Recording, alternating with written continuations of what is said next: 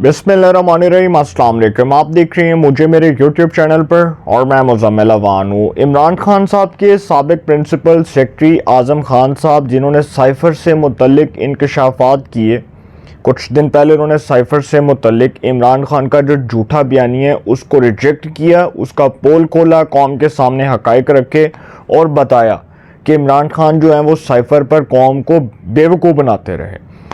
अब जी आज़म खान साहब जो है वो नैब के सामने पेश हुए हैं और उन्होंने 190 मिलियन पाउंड से मुतल्लिक जो नैब के पास दस्तावेज़ात मौजूद हैं उसकी तस्दीक कर दी और कहा है कि ये जो नैब के पास दस्तावेज़ात हैं ये दुरुस्त हैं, ये बिल्कुल हक़ाइक़ के ऊपर मबनी है। अब इस केस में इमरान खान साहब जो हैं उनके ऊपर तो एक बहुत बड़ा केस है कि 190 मिलियन पाउंड जो है उसमें इमरान खान साहब की जान नहीं छूटने वाली। आज़म खान साहब जो है वो खुद नैब के दफ्तर गए, वहाँ पर पेश हुए, उधर जाकर बतौर गवाह उन्होंने ये गवाही दी कि जो 190 मिलियन से मुतल्लिक नैब के पास दस्तावेज़ात हैं वो बिल्कुल दुरुस्त हैं, वो हक़ाइक़ के मुताबिक हैं और मैं इसकी तस्दीक करता हूँ, मैं गवाही देता हूँ। तो सर सारी चीज़ें तो उन्होंने वहाँ पर जाकर बता दी इमरान खान साहब से मुतल्लिक। इसी तरह एक ख़बर ये है कि सानिया 9 मई जो है इसके हवाले से आपको पता है कि इमरान खान के ऊपर इल्ज़ामात हैं और मैंने आपके सामने बहुत से हक़ाइक़ रखे, अपने जितने भी व्लॉग्स किए सानिया 9 मई से मुतल्लिक, उसमें मैंने बताया कि वो लोग जिनका अब मिलिट्री कोर्ट्स में ट्रायल हो रहा है उन लोगों के बारे में ये कहा गया है कि इनको कहीं नौकरी नहीं मिलेगी, इनको कहीं पर जो है वो किसी भी जगह पर प्राइवेट सेक्टर में, गवर्नमेंट सेक्टर में कहीं पर इनको नौकरी नहीं मिलेगी। इनके शनाख्ती कार्डों के आगे लिख दिया जाएगा रिजेक्टेड, इनको बैन कर दिया जाएगा, किसी भी प्राइवेट इदारे में ये इंटरव्यू नहीं दे सकते, किसी भी सरकारी इदारे में ये इंटरव्यू नहीं दे सकते, इनका मुस्तकबिल तबाह हो गया। इसी तरह इमरान खान साहब के हवाले से मैंने आपको एक 9 मई के हवाले से एक बहुत ताज़ा खबर ये दी थी कि इमरान खान साहब जो हैं वो 9 मई के वाक़यात के ज़िम्मेदार हैं और अब ये साबित हो चुका है कि सानिया 9 मई के वाक़यात में इमरान खान कसूरवार हैं। जो इस हवाले से तहकीकात हुई हैं उसमें इमरान खान को कसूरवार करार दिया गया और कहा गया कि इमरान खान के कहने पर यह सारा कुछ हुआ। एक तो पहली बात ये है। दूसरी बात ये कि अब जो 9 मई के वाक़यात से मुतल्लिक जो इंक्वायरी हुई है, जो तफ्तीश हुई है, वो मुकम्मल हो चुकी है और इसमें अब इमरान खान साहब की गिरफ्तारी मतलूब है। ये मैं आपको बता दूं वो कब गिरफ्तार होते हैं। अभी तक तो हमें ये कौम को भाषण दिया जा रहा था ना, ये हुकूमत की तरफ से NOC पढ़ लेना, NOC पढ़ लेना, NOC पढ़ के अंदर पा देना। भाई सुन सुन के तो कान पक चुके हैं हमारे, कोई अच्छी बात करें यार। रोज़ आप यही जो है वो राग लापते हैं, आज इमरान खान को पकड़ लेना है, आज इमरान खान को पकड़ लेना है, आज इमरान खान को पकड़ लेना है। कब पकड़ा भाई? किसी एक दिन भी गिरफ्तार किया उसको? वो तो पहले जिस केस में गिरफ्तार हुए अल-कादिर ट्रस्ट केस में, उसमें तो नैब को उनकी गिरफ्तारी मतलूब थी और वो तो इस बुनियाद पर गिरफ्तार हुए कि वो जिस तरह से उनसे सवालात किए गए, वो किसी भी सवाल के जवाब को नैब के सामने वो जवाब नहीं दे सके, मुतमिन नहीं कर सके नैब को। तो किसी भी सवाल का वो जवाब नहीं दे सके तो नैब मुतमिन नहीं था, तो नैब ने उनको पकड़ लिया। लेकिन वो चूँकि कुछ लोगों की नज़र में वो गिरफ्तारी गैर कानूनी थी कि इहाता अदालत से गिरफ्तार किया, इंज नहीं फड़ना चाहिए सी, और फिर कह देते चीफ जस्टिस साहब और उमर अता बंदयाल जो इज़्ज़त माब चीफ जस्टिस हैं, वो ये कह देते कि यार आपने गलत पकड़ा है, आप इनको छोड़ें, आप इनके हाथ से कड़ी निकालें और इनको कहें कि वहाँ पर खड़े हो, आप हमारे सामने पकड़ के दिखाएं। ऐसे कह देते। ये तो ना कहते कि इमरान खान की ताबेदारी में, फर्माबरदारी में और इमरान खान की जो है वो खुशामदी में कि आपको देखकर जी बहुत खुशी हुई।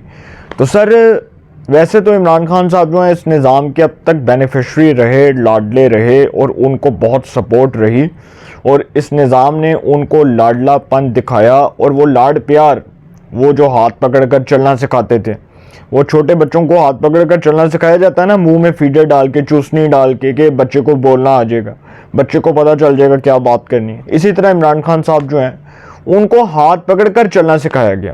किसकी जानिब से? जनरल बाजवा की जानिब से, फैज़ हमीद की जानिब से, ज़हीरुल इस्लाम, शुजा पाशा, ये वो लोग थे, फिर साकब निसार, आसफ सईद खोसा, जस्टिस गुलजार और फिर कुछ की फिर बात करेंगे।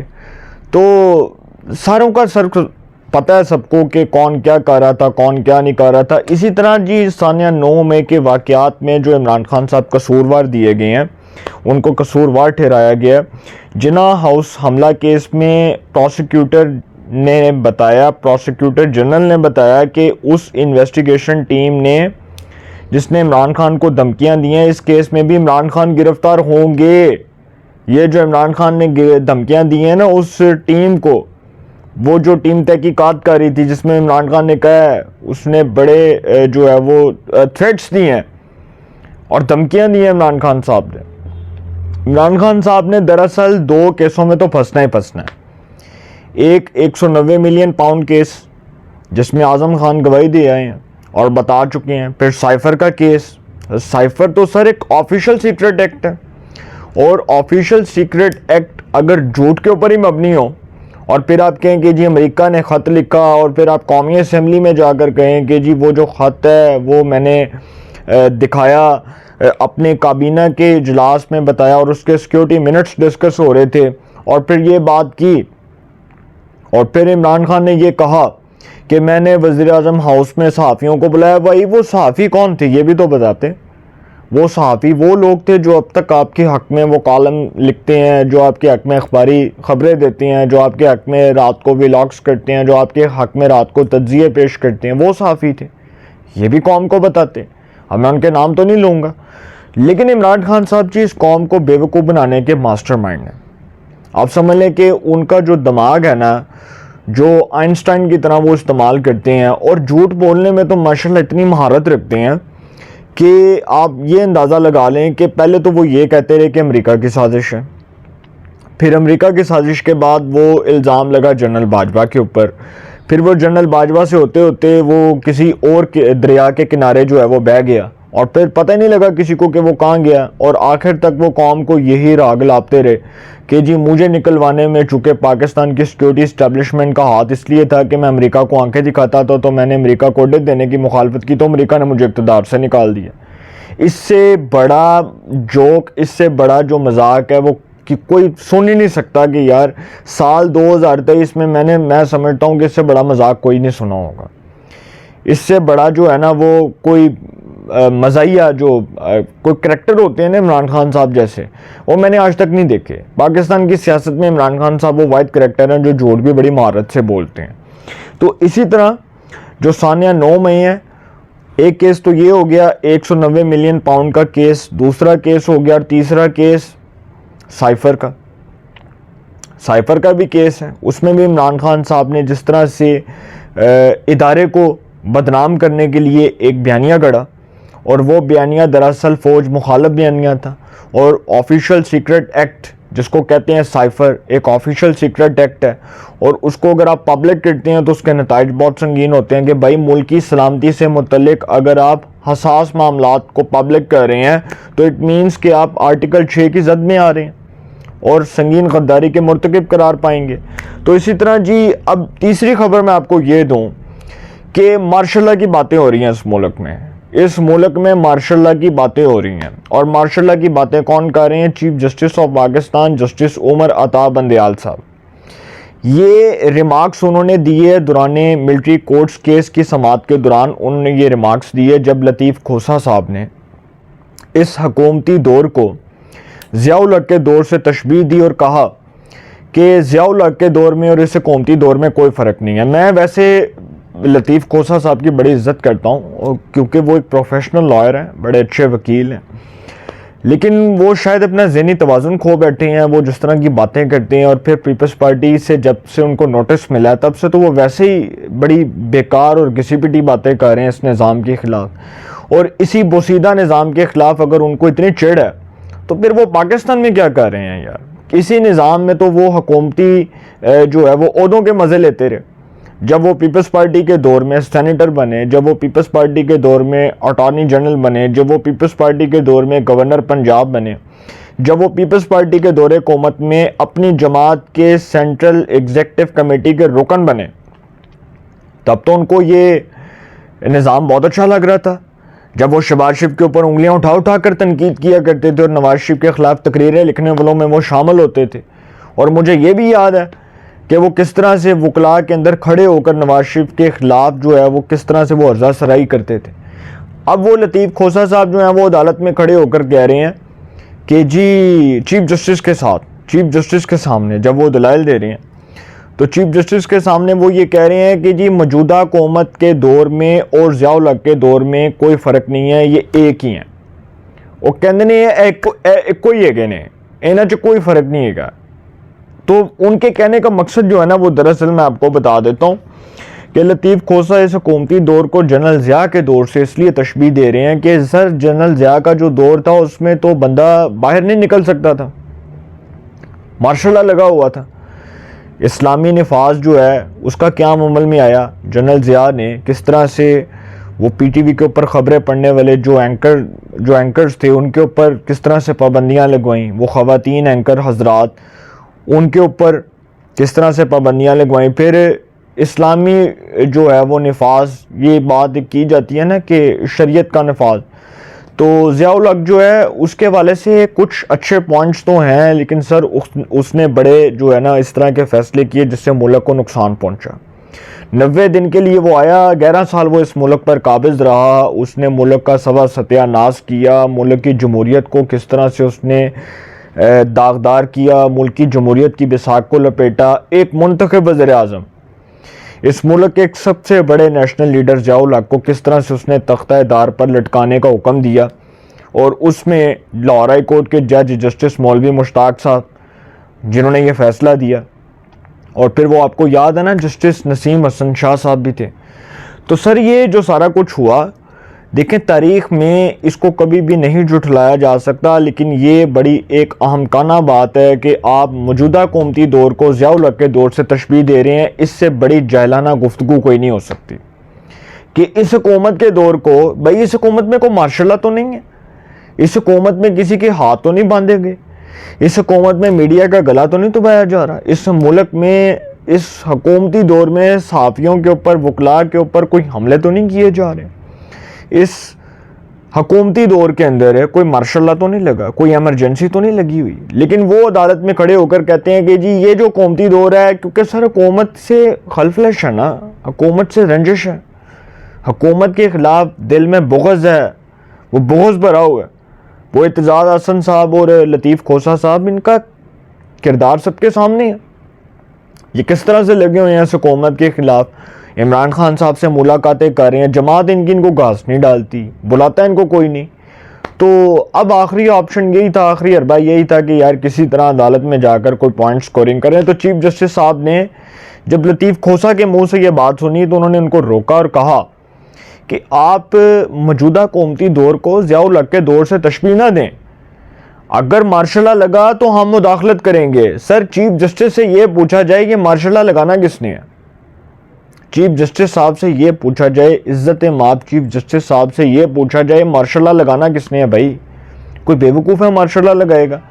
फिर वो कहते हैं कि जी अगर मार्शल लॉ लगा, अगर जमहूरी निज़ाम की बिसाक को लपेटा गया तो हम मुदाखलत करेंगे। भाई आपको मुदाखलत करने की नौबत क्यों पेश आएगी, पहला सवाल तो ये है। अब देखें वो जिस कॉन्टेक्स्ट में चीफ जस्टिस साहब दे रहे हैं ना बयानात, वो बयानात देने का मकसद कि सब कुछ अच्छा नहीं है, इसका मतलब कि कुछ होगा। बंदयाल साहब जा रहे हैं सितंबर के अंदर, और जाते जाते कोई खड़ाक कर जाए तो वो एक अलग बात है, वो मौजा हो जाएगा। वो मौजाती तौर पर कुछ हो जाए तो मैं कुछ कह नहीं सकता सर, मैं तो मुस्तकबिल की पेशीन कोई नहीं ना कर सकता, मैं कुछ सियासी पंडित थोड़ी हूँ कि मैं मुस्तकबिल की पेशीन कोई करूँ। तो अब कुछ हो जाए तो वो एक अलग बात है। तो अब जी चीफ जस्टिस साहब जो है उनके कहने का मकसद तो मुझे कोई समझ नहीं आई, लेकिन इसका मतलब ये है कि सब कुछ अच्छा नहीं है, इट मीन्स के सब कुछ अच्छा नहीं है। तो देखते हैं क्या होता है। लेकिन मिलिट्री कोर्ट्स के वाले से जो फैसला होगा वो अगर तो मेरिट के ऊपर आया तो फिर तो वाह वाह होगी, फिर तो वारे न्यारे होंगे, सत्य खैरा। तो अगर ना आया तो फिर सर देखते हैं फिर क्या होता है। लेकिन एक चीज़ मैं आपको बता दूं कि इस हवाले से जो मिलिट्री कोर्ट्स हैं, मार्शल लॉ की जो बातें हुई हैं, तो इस हवाले से मैं आपको एक पॉइंट बता देता हूं जो मैं आपसे डिस्कस करना चाह रहा था कि 6 जज साहिबान जो केस सुनने बैठे हैं, सिविलियंस का जो ट्रायल होना है फौजी अदालतों में, इस हवाले से अटॉर्नी जनरल ने कहा कि हम अपील का हक देते हैं इसके लिए कानून में तब्दीली करनी पड़ेगी। इस तब्दीली के लिए ऑर्डिनेंस लेकर आएंगे और 1 माह का वक्त दरकार है, और सुप्रीम कोर्ट ने तकरीबन ये फैसला कर लिया है कि अब 1 माह का वक्त दिया जाएगा। और बंदयाल साहब जो हैं वो चूँकि 1 माह बाद ऑटोमेटिकली फारिग, क्योंकि उन्होंने रिटायर हो जाना है, वो बतौर चीफ जस्टिस ऑफ पाकिस्तान अपने ओहदे से सुबदोश हो जाएंगे, रिटायर हो जाएंगे।